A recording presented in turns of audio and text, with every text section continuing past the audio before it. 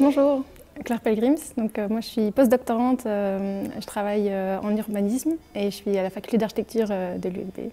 Bonjour Claire, moi c'est Jean-Michel de Crolly, je suis professeur de géographie, démographie. Je suis à la faculté des sciences dans l'Institut de gestion de l'environnement et d'aménagement du territoire ici à l'ULB.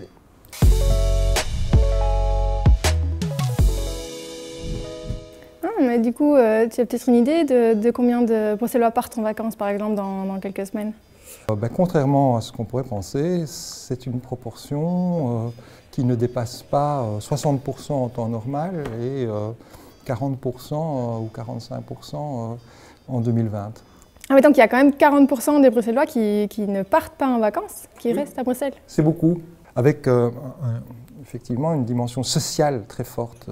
La proportion des personnes qui ne partent pas est beaucoup plus élevée dans les catégories de population qui ont des faibles revenus ou des niveaux de diplôme modestes.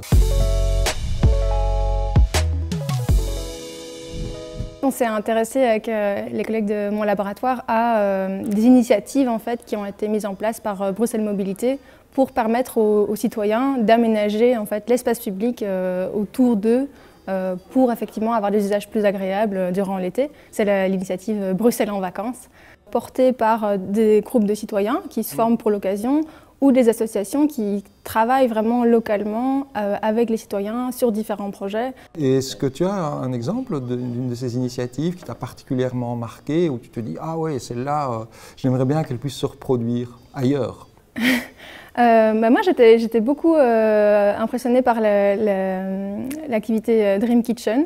Ils ont en fait amené des casseroles, un réchaud, à manger, des choses. Et en fait, du coup, ça a permis, en cuisinant ensemble comme ça sur le trottoir, de dérouler plein d'histoires, d'attirer des gens qui autrement n'auraient pas participé, enfin qui ne se seraient pas croisés en fait. Ça a créé des opportunités en fait autour de la cuisine pour partager et pour discuter aussi des aménagements, de comment est-ce que les gens voulaient que la rue soit éventuellement réaménagée plus tard. Moi,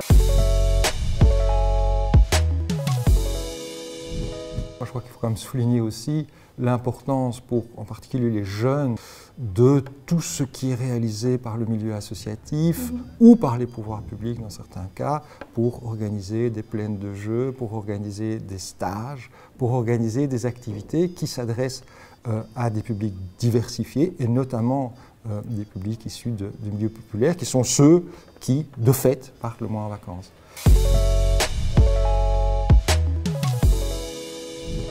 Le temps des vacances est un formidable laboratoire pour observer à la fois les pratiques sociales, mais aussi la manière dont la ville est aménagée ou pas pour tenir compte de ce temps particulier.